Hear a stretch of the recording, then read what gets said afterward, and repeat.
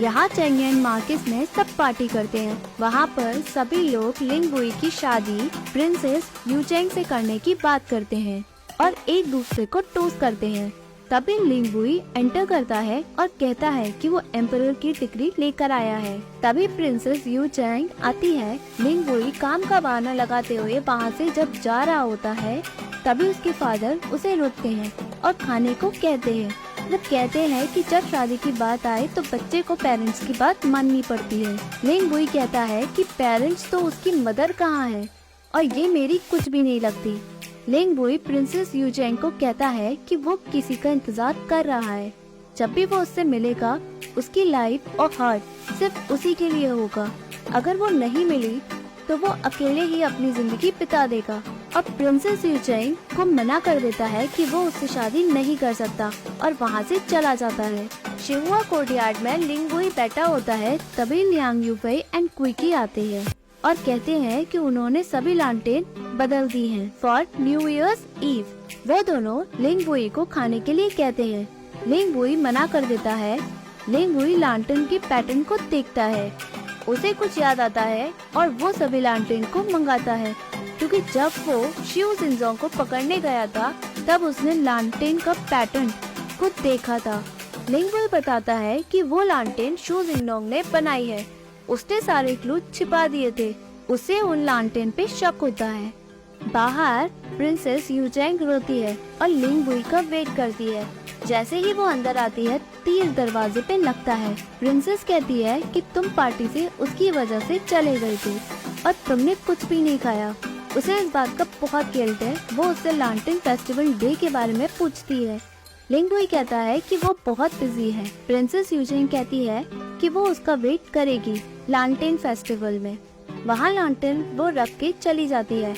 लालटेन में लिखा होता है a beautiful face that I can't forget. Yang Yufei कहता है कि शू जिनजोंग की ये लालटेन ऑर्डिनरी है। क्विकी कहता है कि लालटेन सिर्फ पेयर में आती है। लिंगबुई शू जिनजोंग को पॉइंट आउट करता है और कहता है कि उसने कोई क्लू लालटेन में तो नहीं छुपाए हैं। अगर किसी को उससे कांटेक्ट करना हो तो वो उस दूसरे पेयर को छोड़ के जाए, इससे वो बिना मिले कांटेक्ट कर लेंगे। लिंगबुई डिसाइड करता है कि वो लालटेन फेस्टिवल में जाएगा। चैंग यांग के रूप में मेड क्लासिकल बुक रखती है। उसकी मेड कहती है कि ये कमरा यंग लेडी का बिल्कुल भी नहीं लगता, यहाँ सिर्फ बुक्स है। चैंग यांग कहती है कि ये बुक्स उसके फादर ने कलेक्ट की है, कोई भी इनको खरीद नहीं सकता और न ही खराब कर सकता है। वो अपनी मेड को रेस्ट करने के लिए कहती है। उसकी मेड कहती है कि उसे प्रोटेक्ट करने के लिए कोई भी नहीं है यहाँ पर। चैंग यांग कहती है कि उसकी आंट उसका बहुत अच्छे से ख्याल रख रही है, उसे किसी भी चीज की कमी महसूस नहीं होने देती है और वो पढ़ने लगती है। वहाँ से मेड चली जाती है। बाहर आकर वो दूसरी मेड से बात करती है, अब हमें इस घर में वैल्यू बनानी है, नहीं तो फ्यूचर में हमें और चैंग यांग को बहुत प्रॉब्लम हो सकती है।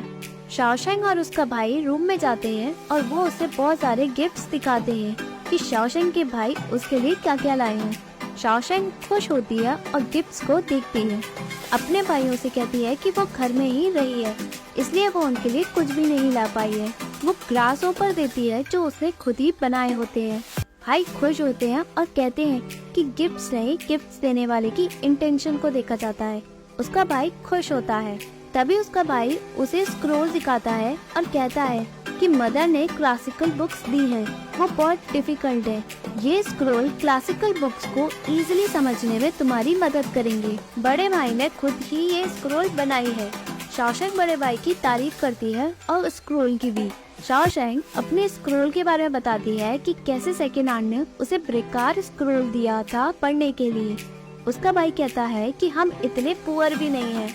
मदर फादर ने उसके लिए बहुत सारे पैसे भेजे हैं ताकि वो आराम से पढ़ ले और खा भी सकती थी। बट उसका भाई कहता है कि उसे किसी भी चीज की अब जरूरत हो तो शाओशेंग उसे कह दे। दूसरा भाई स्क्रोल देखता है और पूछता है कि तुम इस स्क्रोल से पढ़ती थी और दोबारा यूज करती थी। तभी वो डेस्क के बारे में पूछता है। शाओशेंग बताती है कि ये चैंग यांग की पुरानी डेस्क है। उसका भाई कहता है कि ये बच्चे की डेस्क है, बड़ा कैसे यूज कर सकता है। शाओशेंग कहती है कि उसने कभी ये चीज नोटिस ही नहीं की। उसका भाई उसे ऑफर करता है कि उसके पास एक अच्छी डेस्क है जो रोजवुड से बनी है। वो उसे देने की बात करता है। शाओशैंग उसे थैंक यू बोलती है। शाओशैंग लियांग फेंग से उस डेस्क को उसके कमरे में लाने को कहती है।